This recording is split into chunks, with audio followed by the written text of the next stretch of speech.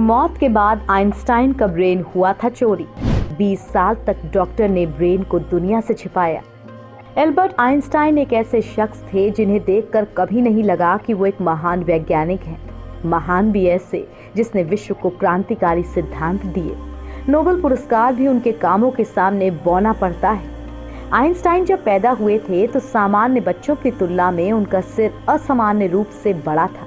उस जमाने में मेडिकल साइंस इतना डेवलप नहीं था कि इस बड़े सिर का कारण जान सके। जब आइंस्टाइन बड़े हुए तो लोगों ने उन्हें एबनॉर्मल बच्चा समझा, लेकिन जब दुनिया ने उनके कारनामे देखे तो सब समझ गए कि इस बड़े दिमाग में सोचने की क्षमता भी बड़ी है। जर्मन मूल के अमेरिकी वैज्ञानिक एल्बर्ट आइंस्टाइन जीनियस थे। उनकी मौत के बाद 1955 में उनकी आंखें निकालकर न्यूयॉर्क के एक सेफ में रख दी गईं। आइंस्टाइन की मौत के बाद डॉक्टर थॉमस स्टोल्स हार्वे ने उनके परिवार की बिना सहमति किए उनका दिमाग निकाल लिया, जबकि अस्पताल इसके लिए तैयार नहीं था। उस डॉक्टर ने आइंस्टाइन के दिमाग को 20 साल तक दुनिया से छिपाकर अपने पास ही रखा और 20 साल के बाद आइंस्टाइन के बेटे हैंस एल्बर्ट की अनुमति के बाद उन्होंने उस पर अध्ययन करना शुरू किया।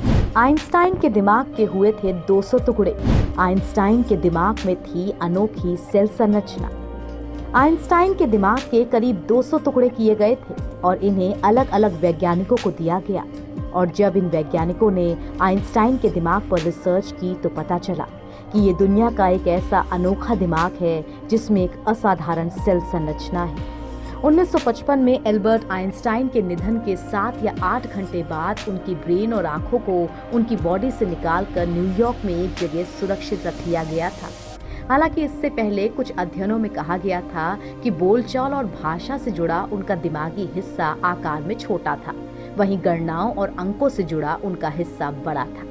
आइंस्टाइन ने मास एनर्जी इक्विवेलेंस यानी कि E=mc² की एक ऐसी थ्योरी दी थी जिसकी वजह से सृष्टि के रहस्य को वो लगभग सुलझा ही चुके थे। ब्रह्मसूत्र की खोज और गुरुत्वाकर्षण प्रभाव उनकी सबसे बड़ी खोजों में से एक है। माना जाता है कि आइंस्टाइन महात्मा गांधी के बड़े प्रशंसक भी थे।